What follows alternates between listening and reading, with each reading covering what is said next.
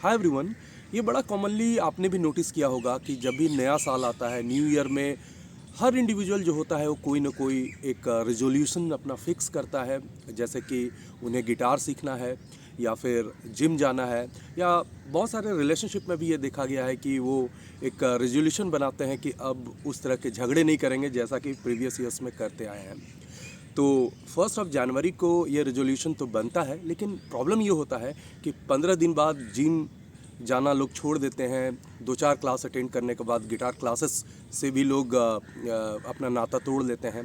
और रही बात रिलेशनशिप की, तो वो एज इट इज़ चलना शुरू हो जाता है जैसा कि पहले होते आया है। तो आखिर ऐसा क्यों होता है?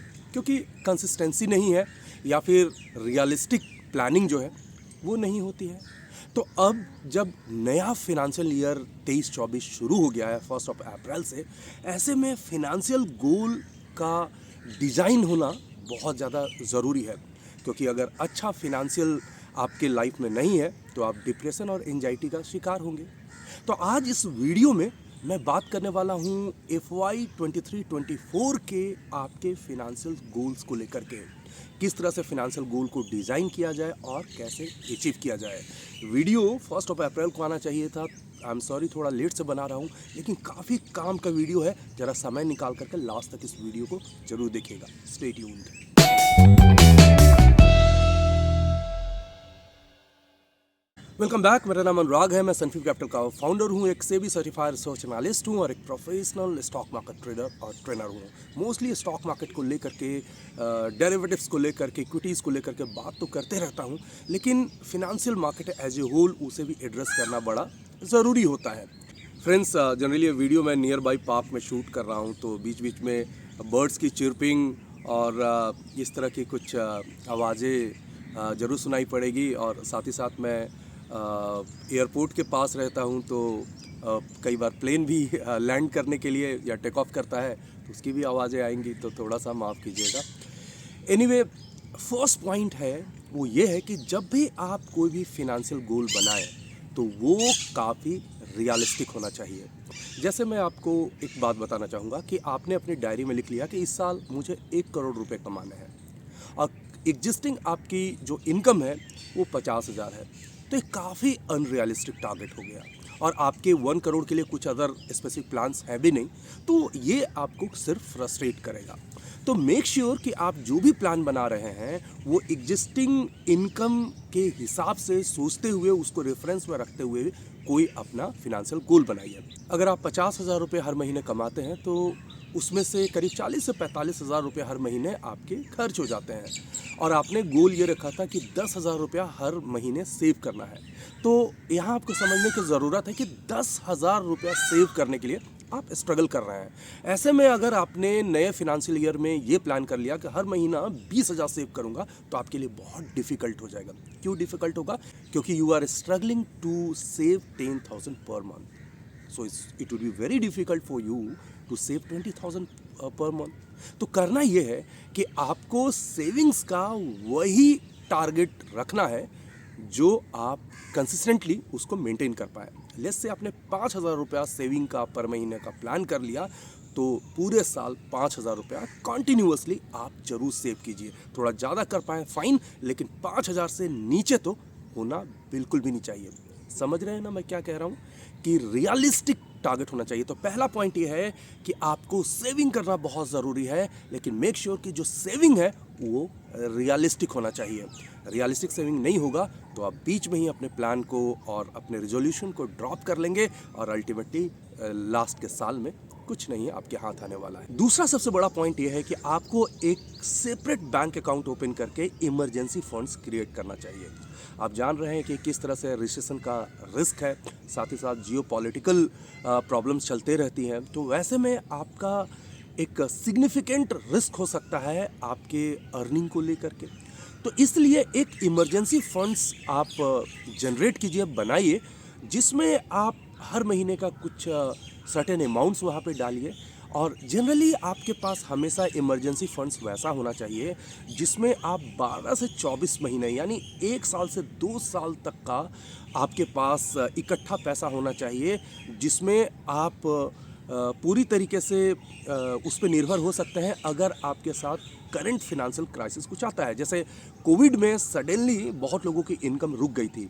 वैसे में अगर आपके पास साल या 2 साल का इमरजेंसी फंड्स बना हुआ होता तो वैसे सिचुएशन को भी आप आसानी से बेल आउट कर चुके होंगे, नहीं तो आप बहुत ज़्यादा स्ट्रगल किए होंगे, ये आपको पता भी होगा। इमरजेंसी फंड्स में क्या क्या होना चाहिए, तो जनरली जैसे लेस से अगर आप महीने का 50,000 रुपया कमाते हैं, मैं बड़ा हम्बल एग्जांपल ले रहा हूँ, तो आपके पास 50,000 के हिसाब से जो साल का हो गया वो करीब 6 लाख रुपया हो गया।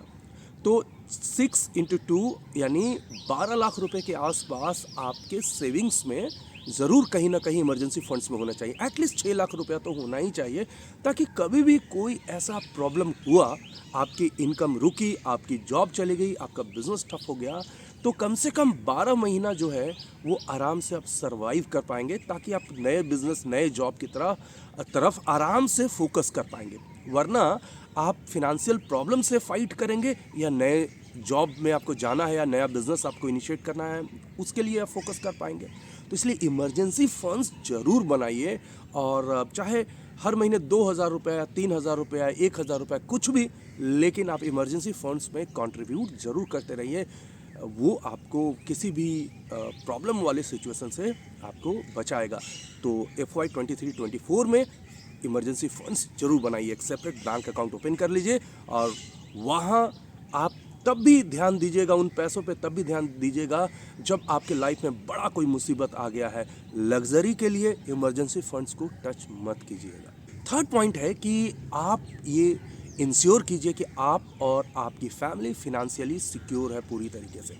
कैसे ये प्लान कर सकते हैं, तो फिनेंशियली सिक्योर होने का मतलब ये है कि आप अगर अपने फैमिली के लोन ब्रेड अर्नर हैं, अकेले कमाते हैं, और आपके साथ भी कुछ मिसहैपनिंग अगर हो जाती है, तो आपके फैमिली पे कोई भी फिनेंशियली इफेक्ट जो है वो बहुत ज़्यादा नहीं होना चाहिए। इमोशनल इफेक्ट तो ज़रूर होगा, लेकिन फिनेंशियली उनको स्ट्रगल नहीं करना पड़े। तो इसलिए इंश्योरेंस जरूर आपके पास होना चाहिए। किस तरह के इंश्योरेंस, जरा बात कर लेते हैं।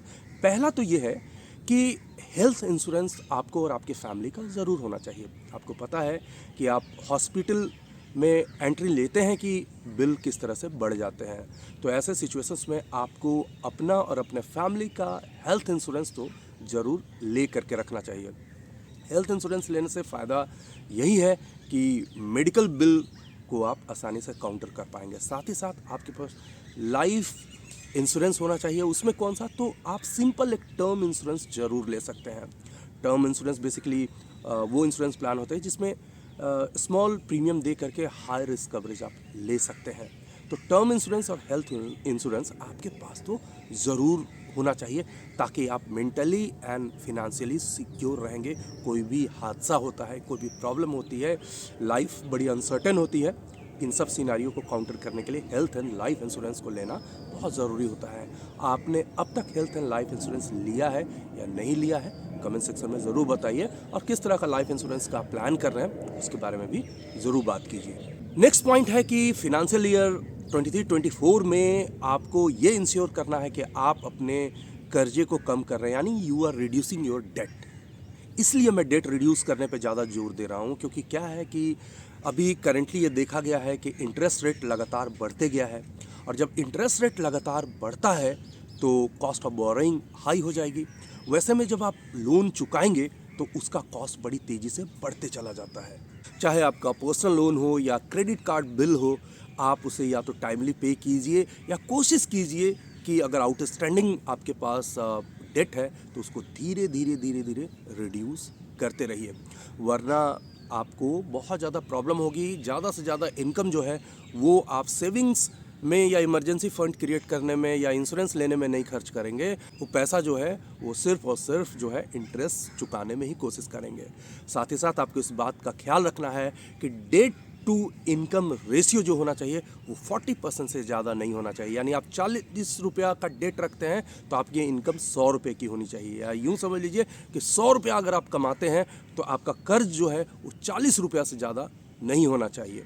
यानी सिंपल सा समझ लीजिए, 50,000 रुपये का एग्जाम्पल ले रहा था, तो अगर 50,000 रुपये आप कमाते हैं तो आपका कर्ज जो है, EMI जो है वो 20,000 रुपये से ज़्यादा नहीं होना चाहिए। तो याद रखिएगा, डेट टू इनकम 40% से ज़्यादा बिल्कुल भी नहीं, और एग्जिस्टिंग डेट को आपको ख़त्म करना है। अगला पॉइंट के बारे में बात करते हैं। वो पॉइंट ये है कि आपको सिस्टमैटिकली बहुत अच्छे तरीके से डिफरेंट इन्वेस्टमेंट प्लान में आपको इन्वेस्ट करना होगा, क्योंकि इन्फ्लेशन 5-6% का है और एफडीज वगैरह में 5-6% ही आता है, तो एक्चुअल में आप अपने पैसे को जला रहे हैं, एक्चुअल में आपको कुछ नहीं मिल रहा है। तो उसके लिए आपको डिफरेंट इन्वेस्टमेंट प्लान में इन्वेस्ट करना चाहिए। अब इन्वेस्टमेंट प्लान कौन से हो सकते हैं?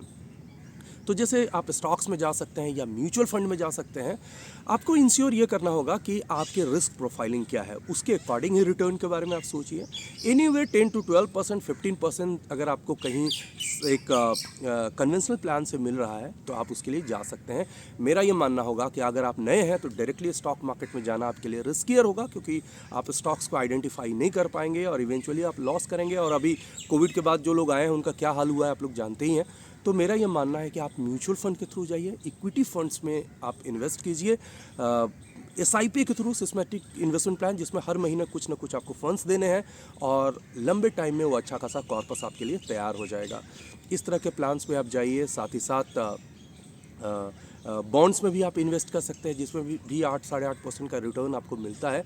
तो इन्वेस्टमेंट जो होगा वो एक प्रोफेशनल्स के साथ डिस्कस करके अपने रिस्क प्रोफाइलिंग, रिस्क एपेटाइट को लेकर के डिस्कस कर सकते हैं। स्टॉक मार्केट में भी आप आ सकते हैं, यहाँ बहुत ज़्यादा पैसा है लेकिन उतनी ही ज़्यादा आपको लर्निंग करके आनी होती है।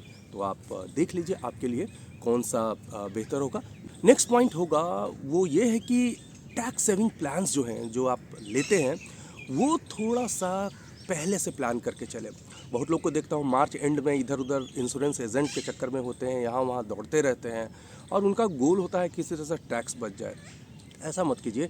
सिर्फ टैक्स बचाने के लिए नहीं है, उस प्रोडक्ट का एक्चुअल में क्या सिग्निफिकेंस हो सकता है आपके इन्वेस्टमेंट लाइफ में, उससे भी समझने की कोशिश कीजिए।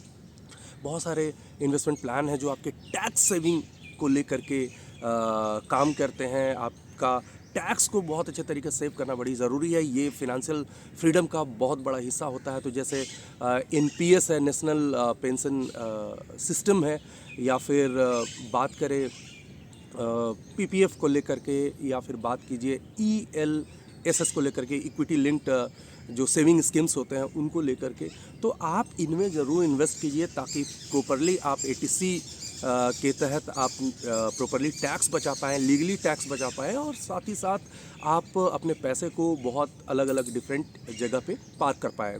प्रीवियस पॉइंट्स में ओपन इन्वेस्टमेंट को लेकर के बात कर रहा था, जहाँ आप कई टाइम में पैसा आप मैग्नीफाई कर सकते हैं। ये वाले point specially tax savings plans को लेकर के बात कर रहा हूँ कि चूज़ वाइजली, आप प्रॉपरली टैक्स प्लान जो है उनको चूज़ कीजिए, और मार्च के लास्ट मंथ में मत चूज़ कीजिए, लास्ट वीक में मत चूज़ कीजिए, नहीं तो आप अच्छा प्लान्स नहीं ले पाएंगे। और last but not the least, enhance your financial literacy.